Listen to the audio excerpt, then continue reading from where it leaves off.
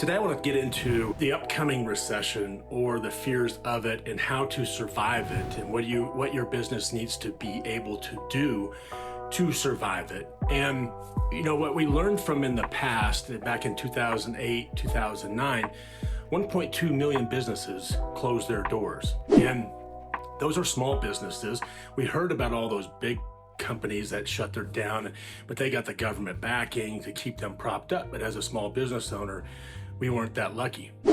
So I'll start off back in, the 2008, 2009, and 10, where we kind of really hit that low. Businesses weren't prepared for it. And, I've seen so many clients when I was back then that they were shutting their doors, they were doing anything, they were desperate. They would go anywhere for somebody to save them and help them keep their doors open. And the help just wasn't there. Banks were calling lines of credit. And maybe you survived that and maybe not, because there's a lot of my clients right now that weren't in business then. So all they've noticed is uptick. They've all had great uptick until the pandemic, and then we shifted, and now with the inflation and supply chain issues and cost issues coming up and the Fed's increasing interest rates, our borrowing power is diminishing, and it's just costing us more money. And how are we going to get ahead of this? Well, how are you going to survive? And surviving and thriving are two different things. And there was a lot of businesses that capitalized on that 2008, 2009 recession that we had, and they thrived. So get your business ready to thrive. Now, I was in a client's office in California, and he was struggling, he was in trouble, and we were sitting there going over this, and this was the summer of 2008, and we're sitting there talking, and the next thing we hear are chains being put on the door. No one came in to look at us, but there was chains on the door. And the IRS literally came in and chained the doors shut. And that's how his business was. And then I had another client in Nebraska that I drove up there, saw them, sat across from them. They're in their mid 60s. And the wife was excited. She was like, I am going to come and tell them that they can sell their business and she can retire and they can do what they wanted to do. Well, I had some pretty grim news after I did an in-depth analysis of their business. And I sat there and I told the couple that there's no way they can get out of the business. One, it's not sellable. No one will buy it. Two, they didn't make enough money and they didn't put away enough money to be able to retire. So they were literally stuck in that business for the foreseeable future. And the look on her face was just devastating because her hopes were just dashed, because she really thought, one, you must be proactive. You must have systems and ratios and analysis in place that you can see what's coming down the pipeline. What happened in 08 and 09 was you went from, and some of this is happening now because of the pandemic, but businesses went from a $3 million, $5 million, $10 million revenue base, and then they dropped from that almost in half to a third, but they still kept their budget on track of a $5 million company, $10 million company, $3 million company. They didn't adjust it. So then their revenues went like this and their expenses still went through the roof, and they were borrowing money, the banks were calling their loans, so they didn't have that. So you must install break even in your business. You must be proactive and watch this stuff transpire as it transpires. So when you start seeing like your revenues dip down, okay, so if you're going at $3 million, now it's dipping down and you're going to trend to $2.5 million. Your cost of goods will stay, your variable cost should stay remainly the same relative to your revenue. Your costs are going up, so you're going to squeeze there a little bit, but your overhead cost burden is killing you. You have to get your cost structure in place, and that's where your break even comes in, and understanding your break even. I was on the phone this morning with a client, and they went from $11 million to $9 million in revenue from last year the 2021, 2022 is $9 million, and this year he's struggling and he is at a loss.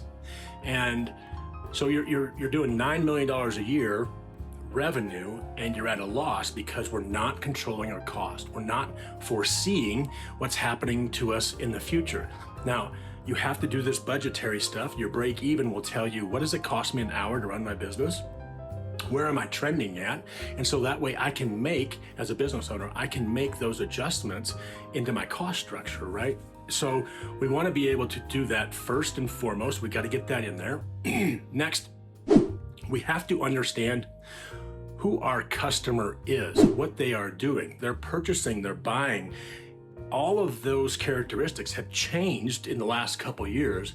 And if you are not understanding who your customer is, you will be left behind.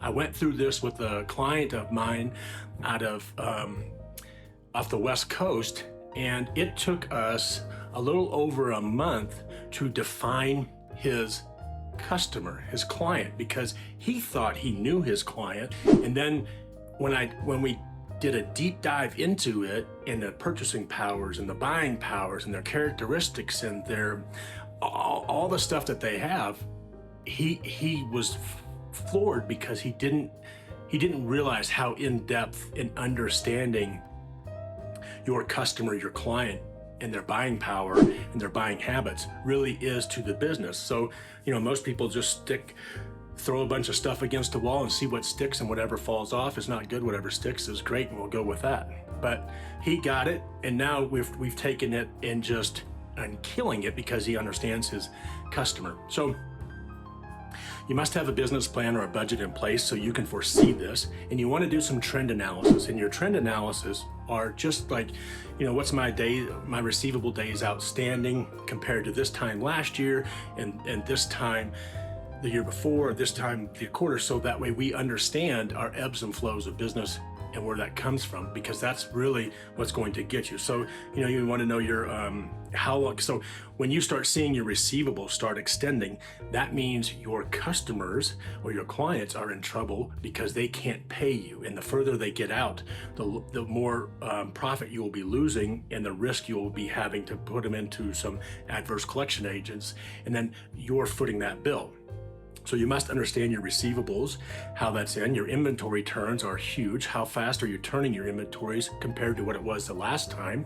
And if it's slowing down, that means our purchasing needs to slow down, because inventory is just money sitting on a shelf, and it's probably just collecting dust because you probably have some obsolete inventory that you got to get rid of. You got to burn and turn through that. So I could sit here and speak to you for an hour on ratios, but you want to know your accounts receivable, your revenue, your overhead, your cost of goods sold, and one thing that happened in 08 and 09 is we got so far extended that these businesses, the banks were calling their lines of credit, so they didn't have that emergency fund anymore to do it. Now, if you're not using a line of credit the right way, the bank will call it in downturns because they need that assets, and they'll push it off to somebody else that will be using it the correct way. So you got to make sure you're using your line of credit the right way and really churn that for the better of the business, not just use it to pay payables, because the payables, it's not there for payables. So to survive this, my biggest tip for you is you have to be proactive. The moment you are reactive, you are already behind, and you're going to play catch up. And then you're going to become stressed out. You can't get ahead of it.